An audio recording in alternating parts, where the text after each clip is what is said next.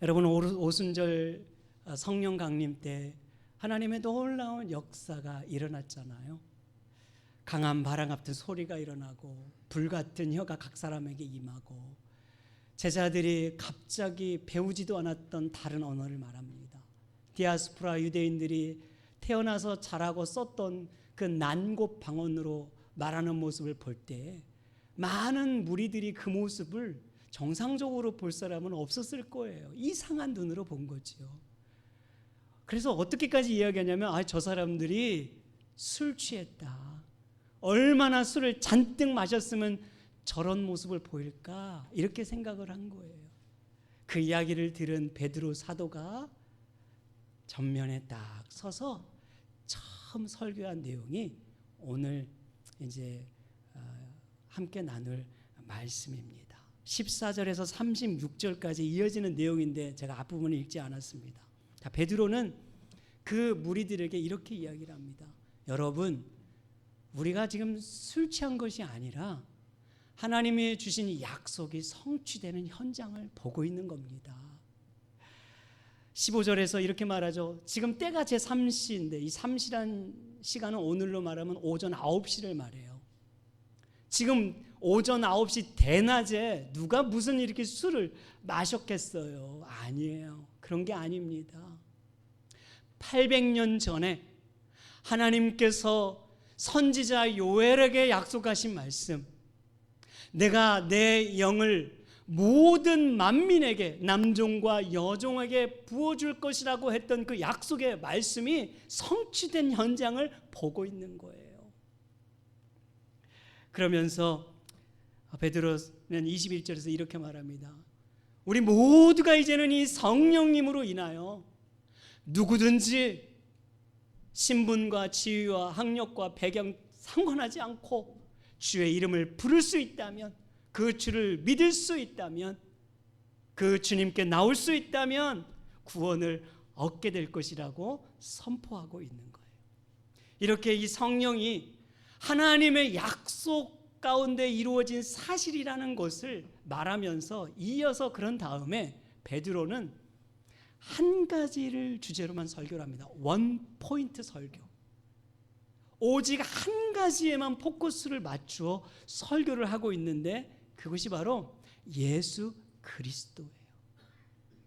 여러분, 22절에서 36절까지에 보면은요, 예수라는 내용이 7번이 나옵니다. 22절에 예수로, 23절에 그가, 예수가, 31절에 그리스도, 32절에 예수를, 33절에 예수를, 34절에 내 주에게 예수에게, 36절에 예수를, 그죠? 예수가, 예수에게, 예수를, 예수의. 이 설교 내용은 오직 원 포인트 설교예요. 다른 얘기가 없어요. 예수님에 대한 설교예요. 그런데 설교문을 조금 더 자세히 들여다보니까 예수님의 생애를 다 다루더라고요. 자, 여러분, 22절에서는 나사렛 예수 이렇게 말하면서 예수님의 자라난 곳이 나사렛이잖아요. 태어난 곳은 베들레헴이지만 그 생애를 말하고요. 23절에서 그 예수님이 어떻게 됐다고요? 십자가에 죽으셨다. 죽음을 이야기하고요. 24절에서 32절까지는 이제 그 예수님이 다시 살아나심, 부활하심에 대해서 또 이야기하고, 특별히 다윗의 이야기를 들어 다윗도 우리에게 이 말을 약속했었다 하면서 예수님의 부활을 이야기하죠. 그리고 33절에서 35절까지는 이제 예수님의 승천과 하늘 보좌 우편에 앉으셨다는 사실을 이야기하는 거예요. 그러면서 사도 베드로는 마지막 한마디로 이렇게 그 예수를 결론 짓습니다. 36절 같이 읽죠. 시작. 그런즉 이스라엘 온 집은 확실히 알지니 너희가 십자가에 못 박은 이 예수를 하나님이 주와 그리스도가 되게 하셨느니라 하니라. 아멘. 그 예수를 하나님께서 오늘 우리의 주가, 주권자, 주인이 되게 하시고 그리스도가, 이 말은 구원자가 되게 하셨다, 이런 말이에요. 제가 이 설교문을 가만히 보니까 2005년도에 했던 제 설교문도 사실 별로 잘 못했거든요, 지금 보면. 그런데 이 베드로의 설교문은 어떤 면에서 보니까 더 논리적이지 않더라고요. 설교란 서론이 있고 본론이 있고 일반적으로 결론이 있잖아요. 그런데 이 베드로 설교에는 서론, 본론, 결론이 없어요. 논리적이지가 않아요. 이스라엘 사람들아 들으라, 여러분 들어보세요 하고 아주 직선적으로 이야기합니다. 아주 거침없이 이야기해요. 여기에는 여러분 유머러스한 내용이 없고요, 감동적인 내용도 일체 없어요. 뭐 좀 이렇게 맛을 주기 위해서 이런저런 예화 아무것도 없습니다. 오늘 우리는 어떤 설교를 원하는가? 많은 사람들이, 성도들이 듣기 좋은 설교를 원하고요, 감동적인 설교를 원하지 않습니까? 좀 세상의 이야기도 좀 듣고 내가 알지 못하는 이야기도 목사님이 좀 앞에서 뭐 다방면하게 말해주면, 이야 참 오늘 유익 참 잘 얻고 간다, 야 오늘 목사님 참 좋은 얘기 많이 해줬다, 본인은 그걸 은혜 받았다고 생각을 하는 거고, 감동이 전혀 없으면 아이고 오늘 설교 꽝이야, 아이고 설교를 저렇게 해서 되겠어 라고 생각하는 분들도 있더라는 말이에요. 근데 여러분, 그런 우리가 생각하는 설교에 대한 관점과 이 사도 베드로가 했던 첫 설교를 보면, 이 베드로의 설교는 너무 지루한 설교고요, 따분한 설교고요, 재미없는 설교고요, 더 나아가 불편한 설교예요. 불편해도 너무 불편한 설교예요. 왜? 베드로가 뭐라고 말하냐면 당신이 예수를 죽인 거예요, 이렇게 말하거든요. 하나님께서 그런데 당신이 죽인 그 예수를 부활시키시고 우리의 구원자가 되게 하신 거예요. 다윗 얘기를 또 끌고 와서 다윗이 이 얘기한 거예요. 다윗이 무슨 성공 신앙을 말한 게 아니에요. 우리를 위해 죽으신 메시아에 대해서 약속해 주신 겁니다. 당신이 그 예수 죽였어요 하면서 지금 무엇 하고 있냐고, 정신 차리라고, 그 예수 안 믿고 어떻게 살려고 그러냐고. 베드로는 아주 직선적으로, 여러분 그냥 눈을 그냥 보면서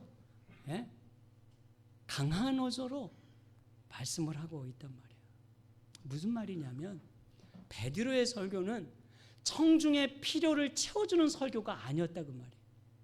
청중들이, 성도들이 듣고 싶어하는 말을 하고 듣기 싫어하는 말을 하지 않는 그런 설교를 한 것이 아니라, 베드로는 오직 한 가지 원 포인트 설교를 했어요. 누구를 설교했다고요? 예수 그리스도, 오직 예수 그리스도만을 설교했다는 말이죠. 우리가 이런 설교를 좋은 설교라고 들을 수 여러분 있겠어요? 여러분들이 이런 설교를 만약에 듣는다면 여러분들의 마음은 어떻겠어요? 그날 예배 드리고 문 열고 나갈 때 유쾌한 마음으로 나갈 수 있겠습니까? 아닐지도 몰라요, 어쩌면. 그런데 여러분 보십시오. 놀라운 사실은 베드로의 설교를 듣고 어떤 결과가 일어났느냐 하는 얘기. 3,000명이나 되는 많은 사람들이 주님 앞에 돌아왔다고 말하고 있어요. 41절. 그 말을 받은 사람들은 세례를 받음에 이날의 신도의 수가 몇 천이나 됐다고요? 3,000이나 되었더라. 놀랍죠, 여러분. 한 번에 설교했는데 3,000명이 돌아온다? 물론 역사적으로 그런 일들이 있었습니다. 우리 한국에서도 그런 일이 있었어요. 한국에서도 여러분 여의도 광장에 엑스포 74 빌리그레암 목사님이 설교할 때 그 여의도 광장에 약 200만 명, 뭐 정확하게 않지만 이상 왔다고 그래요. 근데 뭐 그 가운데 뭐 몇만 명 이렇게 회심자가 있었다고 하죠. 좀 놀라운 일이 있긴 있었어요. 역사에 그런 일들은 많습니다만 아무튼 한 번의 설교로 3,000명이 회심을 한다. 여러분, 이때 예루살렘의 명절을 지키기 위해 모였던 디아스포라 유대인들은 약 100만 명 가량 되었다고 추정합니다. 그 100만 명 가운데 베드로의 이 설교를 들었던 3,000명이라는 어마어마한 숫자가 주님 앞으로 돌아오는 놀라운 열매를 맺게 되었다는 거예요. 그럼 여러분 생각해 보십시오. 이 결과가 과연 베드로의 능력이었을까요?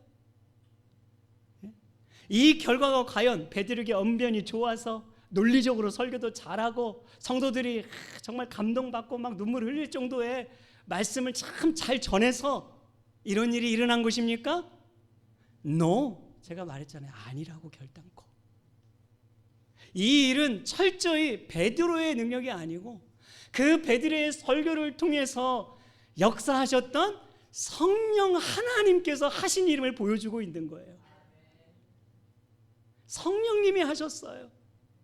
하나님이 약속하신 성령이 이 땅에 오시고 그 성령을 의지하여 주의 말씀을 전할 때, 복음을 전할 때 그 성령이 놀라운 일을 이루시는 현장을 보았다 이 말이죠. 너희가 성령이 임하면 내 증인이 되라 하던 말씀, 사도행전 1장 8절. 내 증인할 때 내는 예수님입니다. 예수님을 증거하라는 말씀대로 베드로는 예수님만을 증거하니까 우리의 머리를 뛰어넘고 생각을 뛰어넘고 지식을 뛰어넘고 우리의 모든 생각을 다 뛰어넘어 일하시는 성령님의 놀라운 역사를 보게 된 것이에요. 그러니까 너는 예수만 증거하면 돼. 그럼 누가 일하신다고요? 성령님이 일하신다고 말하는 거예요. 이것이 여러분 교회가 붙잡아야 될 핵심이에요. 이것이 여러분 목사가 붙들어야 될 설교의 핵심입니다. 교회는요, 교회 자랑하는 게 교회가 아니고 예수님 자랑하는 게 교회여야 돼요. 목사는요, 그냥 말을 잘하는 목사가 되는 게 아니에요. 여러분들이 듣기 좋은 얘기만 하는 목사가 되는 건 그건 좋은 목사가 아니에요. 말씀을 전하는 목사가 돼야 돼요. 복음을 전하는 목회자가 돼야 돼요. 그러면 성령님이 일하신다는 걸 우리에게 눈으로 볼 수 있게끔 보여주는 거예요. 저는 우리 교회 이런 교회 되기를 바랍니다. 여러분 예수 붙드십시다. 여러분 예수 붙잡으셔야 돼요. 주님 부르시는 그 순간까지 우리가 붙잡아야 될 것은 예수 붙잡는 거예요. 다 필요 없어요. 여러분 자식 아니에요. 친구 아닙니다. 저 목회자도 아니에요. 예수 붙잡아야 돼요. 예수. 이어서 제가 주목하고자 하는 부분은 이제 오늘 함께 읽은 본문의 내용이에요. 이 설교를 들은 무리들의 반응입니다. 여러분 설교를 들으면 반응이 있어야 돼요. 설교를 들었는데 아무 반응이 없다?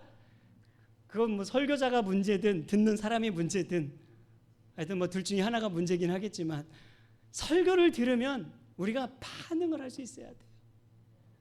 베드로의 설교를 들은 이 3,000명이라는 사람들이 어떻게 반응했는가 보십시오.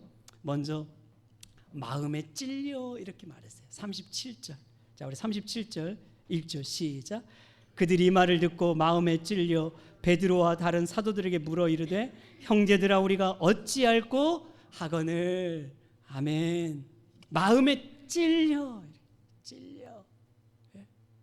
이 찔려라는 의미가 어떤 의미일까를 제가 좀 더 이렇게 영어 성경에 찾아보니까요, 이렇게 나왔어요. NIV는 이렇게 말했습니다. They were cut to the heart. cut, 칼로 잘라내는 거예요. 우리의 심장이 잘려져 나가는 거예요. 그런 느낌. 그러니까 얼마나 그게 괴롭고 고통스럽겠어요. cut to the heart. 그런데 NASB는 뭐라고 나왔냐면 They were pierced to the heart. 여러분, pierce 뭐냐면 여러분 여성분들 우리 귀 뚫잖아요. 이 귀를 뚫다 할 때 이 pierce예요. 뚫는 거예요. 뚫는 거. 찔려 이 말은 여러분 어떤 의미냐면요, 양심의 가책을 조금 느끼는 정도를 말하는 게 아니에요. 아, 오늘 참 좋은 말씀이네. 아유, 나는 저대로 못 살았는데, 아이고 나도 좀 저렇게 살아야 될 텐데. 이 정도, 그냥 조금 양심의 가책을 느끼는 정도를 말하는 게 찔려가 아니라 내 심장이 칼로 잘려져 나간다 생각해 보세요. 아니, 내 팔이 칼로 잘려져 나간다 생각해 보세요. 그건 얼마나 고통스러운 일이에요. 그렇게 내 가슴이 고통을 느끼는 거예요. 어떤 고통일까요? 내가 하나님 앞에 이렇게 죄인이었구나. 내가 보통 죄인이 아니었네. 자기의 죄됨을 발견하니까 마치 잘려져 나간 듯한, 칼에 찔리는 듯한 그 괴로움과 고통이 느껴진단 말이에요. 몸소리치는 태도예요. 내가 정말 잘못 살았어. 내가 그동안 잘 산 게 아니었구나. 나는 나름 잘 산다고 했는데, 나는 나름 세상적으로 자수성가하고 좀 괜찮다고 했는데 그게 아니었구나. 내가 잘 산 게 아니어서 헛살았어.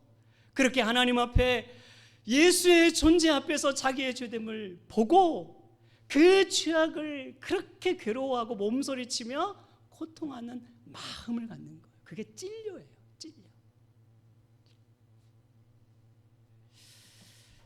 가슴이 pierce, 뻥 뚫린다. 뻥 뚫리는 고통. 그런데 여러분, 마음에 찔린다고 해서 다 같은 반응이 보이는 게 아니더라고요. 자, 사도행전을 보니까 똑같은 이 표현이 등장하는 말이 나와요. 사도행전 7장 54절입니다. 여러분 7장 54절에 보세요. 거기에 자, 이렇게 나옵니다. 시작. 그들이 이 말을 듣고 마음에 찔려 그를 향하여 이를 갈거든. 아멘. 자, 보세요. 여기서는 스데반 설교의 말을 들은 무리들의, 당시 백성들의 반응이에요. 여기서도 똑같이 찔렸어요. 한글말은 찔려가 똑같지만 원어는 좀 다릅니다. 단어가 찔려요. 그런데 여기서는 찔리고 어떻게 반응하냐면 이를 갈아요. 이를 갈아. 여기서 찔리는 건 어떤 거냐면 분노했다 이 말이에요. 격분했어요. 참을 수 없을 만큼 막 화가 치밀어 올라오는 찔림을 받은 거예요.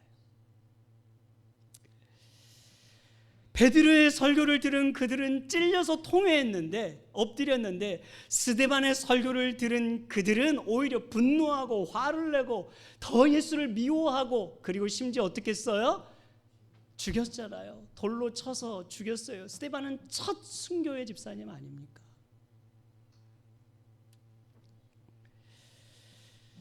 여러분, 같은 말씀을 들어도, 우리가 하나님 말씀을 들어도 어떤 사람들은 그 말씀 앞에서 정말 자기를 돌아보며 통회하는 심령으로 찔리는 사람이 있는가 하면, 어떤 사람들은 더 완악한 마음을 가지고 돌아가더라 그 말이에요. 더 완악한 마음으로. 여러분들은 어떻습니까? 여러분들은 그렇게 말씀 앞에서 찔려 본 적이 있어요? 네? 그냥 후회하는 정도를 말하는 게 아니에요, 여러분. 뉘우치는 정도를 말하는 게 아니에요.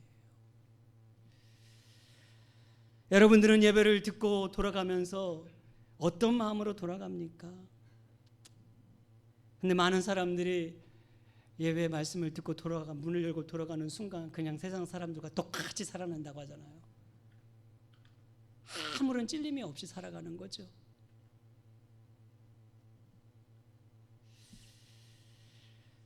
설교를 오늘 했는데 목사님 마치 나 들으라고 하는 것 같다고 그런 분들 있잖아요. 아니, 목사님 오늘 나 들으라고 하네. 기분 나쁘셔가지고 막. 그런 분들도 많잖아. 여러분들 오해하지 마세요. 여러분 들으라고 하는 설교예요. 우리 들으라고 하는 설교지. 그럼 목회자가 누구 들으라고 설교합니까? 내가 들어야죠. 내가. 옆에 있는 누가 아니라 내가 듣는 거예요. 설교는. 그잖아요. 예? 나 들으라고 하는 설교지. 내 옆에 뭐 저 사람 저 목사 아니 저 뭐 누구 집사님 권사님 들으라는 거 아니잖아요. 그럼 들었을 때 어떻게 반응하고 있는 거예요? 어떻게? 여러분이 마음에 찔린다라는 것은 그냥 뉘우치고 후회하고 조금의 어떤 가책을 느끼는 정도가 아니에요. 내가 죄인이구나. 정말 하나님 살아계시구나. 예수 아니면 내가 안 된 인생인 거구나. 저 목사가 전하는 저 예수가 정말 진짜구나. 내 옆에 저렇게 믿는 우리 권사님의 그 예수가 진짜구나 라는 것을 우리가 깨닫고 같이 그 말씀 앞에 엎드리는 태도가 오늘 말하는 찔려요. 찔려. 여러분 이렇게 찔림을 받았을 때 어떤 반응이 이어집니까? 37절을 보십시오. 이렇게 말했어요. 이 말을 듣고 마음에 찔려 베드로와 다른 사도들에게 물어 이르되 형제들아 우리가 어찌할꼬. 그잖아요. 어찌할꼬. 진짜 찔리면 이 고백이 나오는 거예요. 우리가 어찌할꼬. 어떻게 해야 됩니까? 이 말이잖아요. 어떻게 해야 구원을 얻습니까? 어떻게 해야 제 인생 다시 살 수 있겠습니까? 그때 베드로가 너희가 회개하여 예수의 이름으로 세례를 받고 죄사함을 받으라 이렇게 말하고 있어요. 베드로가 회개를 촉구하고 있는 거예요. 회개. 우리가 어떻게 해야 합니까? 할 때 베드로가 회개하십시오. 회개하시면 됩니다. 여러분 이렇게 지금 고백하고 있는 거예요. 진짜 마음에 찔림을 느낀 사람이 나오는 게 회개예요. 여러분 회개. 회개가 안 나오면 마음에 찔린 게 아니에요. 하나님은 회개의 자리까지 가기를 원하십니다. 여러분 구원의 문은 오직 회개의 문을 통해서만 들어갈 수 있는 거예요. 여러분 정말 회개하셨습니까? 후회하고 뉘우침 정도 그건 다 하는 거예요. 주님 앞에서 십자가 앞에서 정말 회개했나요? 상한 10년. 그런데 우리는 이런 생각이 들잖아요. 내가 무슨 회개할 것이 있나? 내 그동안 삶을 살아보면 내가 뭐 남한테 잘못한 것도 없고 해를 입힌 적도 없고 뭐 회개는 뭐 죄진 사람들이 하지 약탈하고 사람들에게 정말 뭔가 해를 가하고 문제를 일으킨 범죄자들이 하는 것이지 내가 무슨 회개할 것이 있나. 우리는 이런 생각을 많이 갖고 있어요. 근데 정말 그렇습니까? 그런데 여러분 성경이 말하는 회개는 정반대예요. 진짜 문제 없다고 생각하는 여러분이 해야 되는 게 회개예요. 내가 해야 되는 게 회개라고요. 여러분 사도 바울 보십시오. 사도 바울은 어떤 사람이냐면요. 율법에 흠이 없는 사람 이렇게 말해요. 도덕적으로 흠이 없는 사람이라 이런 말이거든요. 도덕적으로 흠이 없을 뿐 아니라 사람들에게 칭찬받았죠. 사도 바울님 가면 막 많은 사람들이 존경을 하고 따라올 정도로 인품도 괜찮은 사람이었단 말이에요. 그런 사도 바울이 회개하잖아요. 그죠? 여러분 바울 위에 많은 또 동역자들이 있어요. 예를 들어 브리스길라와 아굴라 부부라는 믿음의 사람이 있습니다. 이분들이 도대체 무슨 잘못을 했습니까? 그분들은 로마에 살다가 추방을 당해가지고 한순간에 그냥 방랑자가 돼가지고 이렇게 여러분 유랑하다가 결국 고린도에 와가지고 정착을 한 사람들이거든요. 이민자예요. 쉽게 말하면 우리처럼. 그 이민자의 삶이 얼마나 고됩니까? 사는 거 하루하루 얼마나 정말 힘들게 살았겠어요. 무슨 그가 그렇게 뭔 죄가 있다고 뭔 회개를 해야 됩니까? 그런데 그 브리스빌라와 아굴라가 회개하여 예수를 믿고 바울과 함께 동역자가 된 거예요. 예수님께서 독사의 자식들아 회개하라고 호칭을 친 대상은 다름 아닌 가장 당시 도덕적으로 흠이 없는 바리새인들 아닙니까? 도덕적으로 우월하고 고상하고 인품 있고 칭찬을 받는 사람들. 근데 그들을 향해서 독사의 자식들아 회개하라 그러잖아요. 회개하라. 지금 베드로의 설교를 들은 이 디아스포라 유대인들 보십시오.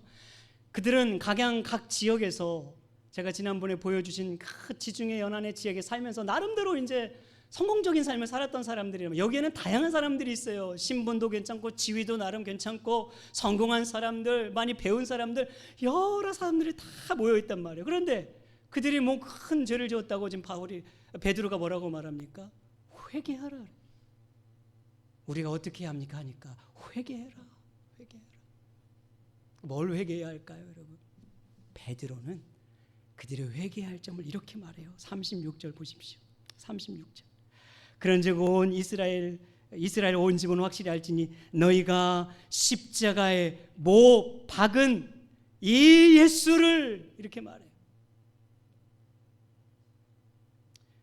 이 사람들이 예수를 십자가에 못 박았대요. 그 여러분 이해되십니까? 이 사람들이 십자가에 못 박았나요? 아니에요. 이 예수님이 십자가에 못 박일 때 이들은 예루살렘에 없었어요. 본 적도 없어요.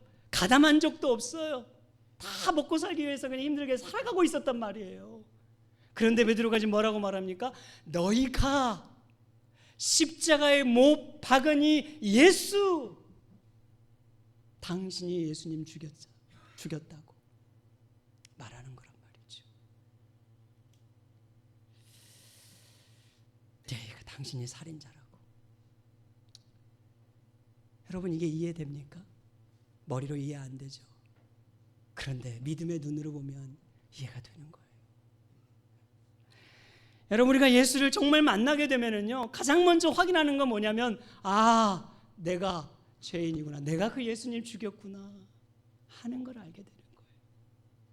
십자가의 사건이 나와 별개의 사건이 아니라 바로 내 사건이고 내가 한 짓이고 내가 그렇게 나쁜 놈이었다는 것을 알게 된단 말이죠.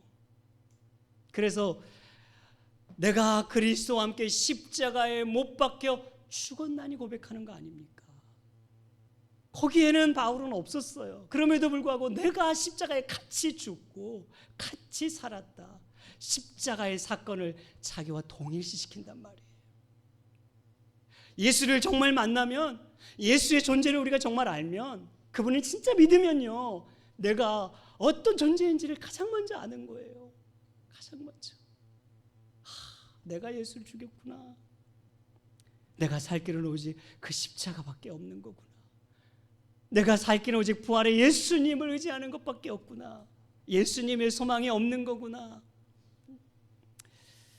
그렇게 그분의 은혜를 입기 위하여, 그분의 손을 붙들기 위하여 그분 앞에 나와 뭐 하게 된다고요? 회개하게 된다 그 말이에요. 회개하게. 여러분, 회개의 문을 통과하지 않고서는요, 구원의 문에 이를 수 없어요. 은근슬쩍 못 지나갑니다. 은근슬쩍. 우리 옛날에 한국에서요, 운전을 하다가 신호위반으로 걸리면 교통순경에게 운전면허증을 줄 때 그 뒤쪽으로요, 10,000원, 20,000원을 구겨가지고 보이지 않게 이렇게 슬며시 전해주던 때가 있었잖아요.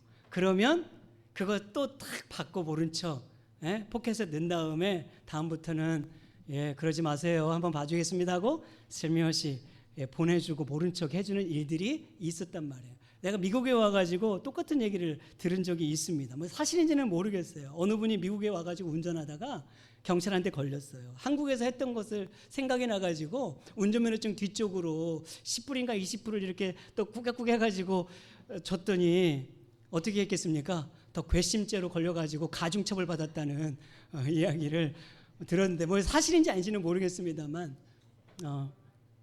그러니까 무슨 말이냐면 우리가 사는 세상에는 우리 한국에도 그렇지만 슬그머니 뒷주머니 좀 채워주면 모른 척 해주는 일들이 있잖아요. 눈 감아주는 일이 있다 그 말이에요. 그냥 지나가게도 해준단 말이에요. 저 아프리카나 저 남미 쪽의 국경을 통과할 때 여전히 뒤쪽으로 좀 뇌물 주면 그냥 통행증 없어도 눈 감아주는 일들이 있단 말이에요. 그러나 구원의 문에는 결코 그럴 일이 없어요. 은근슬쩍 넘어갈 수가 없다 그 말이에요. 모른 척 넘어가지 않아요. 여러분 평생 목사로 살고 평생 장로로 살고 평생 권사로 살고 평생 집사로 살고 교회 몇 개를 개척했다고 해서 그것이 구원의 문에 통과하는 특혜가 아니라고요. 아니에요. 감리교회 창시자인 요한 웨슬레 이야기가 있습니다. 요한 웨슬레가 어느 날 천국문에 이르는 꿈을 꾸게 되었대요. 그 꿈을 딱 이제 꾸고 천국문에 이뤘는데 천국문에 있는 천사에게 이렇게 물었답니다. 천사님, 혹시 우리 감리교인 중에서 이 천국에 들어온 사람은 몇 명이나 됩니까? 다 이 책을 찾아보더니 한 명도 없네요. 너무 의아하게 생각한 거예요. 그래서 또 물어보대요. 그러면 우리 장로교인 중에서 천국문에 들어온 사람 몇 명이나 됩니까? 장로교인도 한 명도 없네요. 이게 그래서 내가 너무 깜짝 놀란 거예요. 실망한 거예요. 아니 감리교인도 못 가고 장로교인도 못 가고 도대체 천국문 누가 가는 거야? 그래서 도대체 그럼 천사님 천국에 누가 갈 수 있단 말입니까? 물으니까 천국에는요 오직 예수 그리스도를 믿고 거듭난 사람만이 들어올 수 있습니다. 이렇게 말했대요. 예수를 믿은 그리스도인만이 들어와 있는 곳이 천국이라고 말했다는 거예요. 여러분 우리가 좀 귀담아 들어야 할 내용 아닐까요? 천국에는요 감리교, 순복음, 성결교, 장로교, 침례교, 파가 들어가는 게 아니에요. 장로, 권사, 집사, 목사라고 그냥 들어가는 곳이 아니라 그 말이에요. 누가 들어간다고요? 회개의 문을 통과하는 사람이에요. 그리스도인이 된다는 건 회개한 자예요. 믿음은 회개를 통해서만 가능하거든요. 믿음과 회개는 동전의 양면입니다. 믿는다는 건 회개하는 거고요. 회개한다는 건 믿는 거예요.